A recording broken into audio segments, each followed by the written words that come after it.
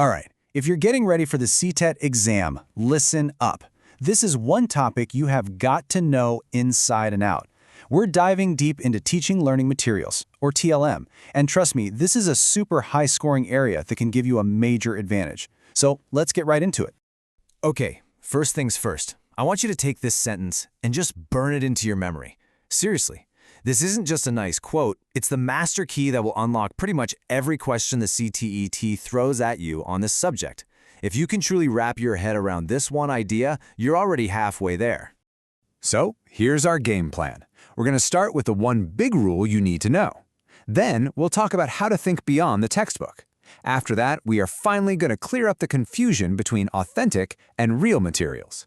Then, we'll look at some tech for the classroom, and we'll finish up by looking at how the classroom itself can be your greatest resource. First up, the one big rule.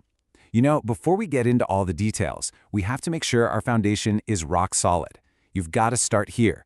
So let's ask the basic question. What exactly is a teaching learning material anyway? It's actually really simple. A TLM is literally any tool, anything at all, that helps a teacher teach a little better and helps a student understand a little easier. And the goal? It's not just about throwing information at kids, it's about making learning real, making it concrete, interesting, and getting them involved. You know, getting students off the sidelines and into the game. Okay, now for the stuff that's going to get you those marks on the exam. What does the CTET really value in a TLM? It all comes down to three big ideas. 1, is it connected to the child's actual life?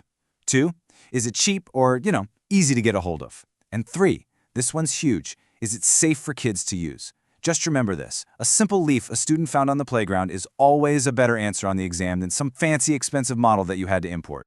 All right, next section, beyond the textbook. Let's talk about the one resource that's in every classroom and the one that shows up on the exam the most. The National Curriculum Framework, or NCF, has a really clear viewpoint on what a textbook should and shouldn't be, and you absolutely need to know it. So what makes a textbook a good textbook? Well, there are 4 key things. First, the content has to be age-appropriate. That's a no-brainer. Second, the themes need to be contextual. They should connect to the kid's world. Things like family, school, friends. Third, it has to have authentic materials in it. Real stories, actual poems, not just a bunch of dry grammar exercises. And finally, it has to look good. An attractive font and good illustrations. That's not just fluff. It's essential for actually drawing a learner in. Okay, moving on to our third section. Authentic versus real. All right, take a deep breath, because we are now entering the single most confusing part of this whole topic for so many people, the difference between authentic material and Realia. But I promise you, by the time we're done with this section, it's going to be crystal clear. So what is the difference really? They both sound like they're about bringing the real world into the classroom, but they are absolutely not interchangeable. So how do you tell them apart when you're staring at a multiple choice question? Let's break it down.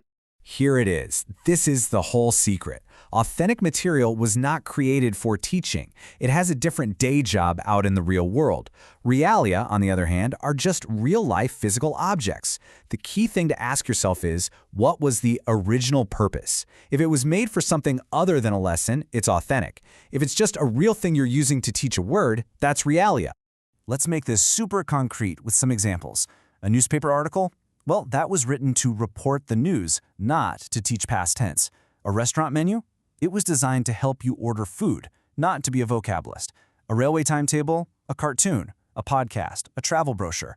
All of these things were created for a real-world reason, and that's what makes them perfect, authentic materials for the classroom.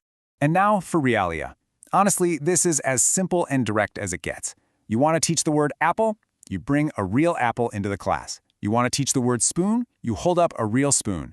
They're just the actual physical things themselves. It's all about that direct, concrete connection between the object and the word.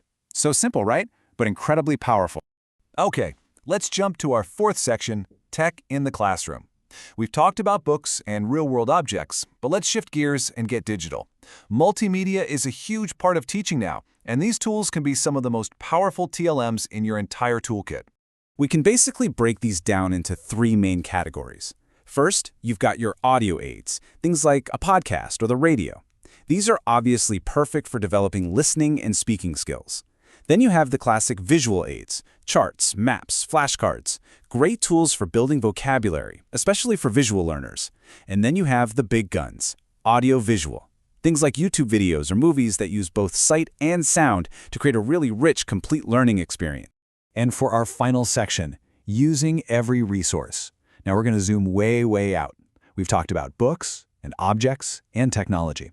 But what if the most powerful teaching material you have isn't something you bring into the classroom, but something that's already there? I'm talking about your students and the incredible diversity of languages they bring with them. Now, this is a huge idea on the exam. The NCF is very clear. Multilingualism is not a problem to be solved. It's a resource to be used. It's a strategy. So how do you do it? Well, you ask kids for words in their home languages. You can create a wall magazine that showcases work in different scripts. And here's a big one that you'll definitely see on paper 1. You build a print-rich environment. That just means labeling everything in the room. The door, the fan, the window, in several languages. You're basically turning the entire classroom into a living, breathing dictionary. All right, let's do a super quick lightning round recap to lock this all in. Takeaway number 1, the textbook is just one resource. It's a tool in the toolbox, not the Bible. It's your starting point, not your destination. Takeaway number 2, authentic material. Just remember the purpose test. Was it made for the real world and not for a classroom lesson? A menu, a bus ticket, a cartoon? Yep, that's authentic. Takeaway number 3, Realia.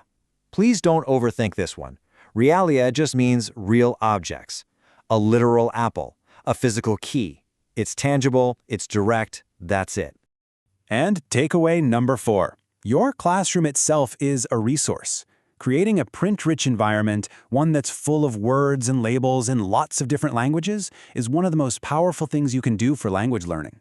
And that brings us right back to where we started. We've just unpacked the entire toolkit. So the final question isn't for the exam. It's a question for you as a teacher. You have all the tools now. The real challenge is, how are you going to use them to go beyond the textbook?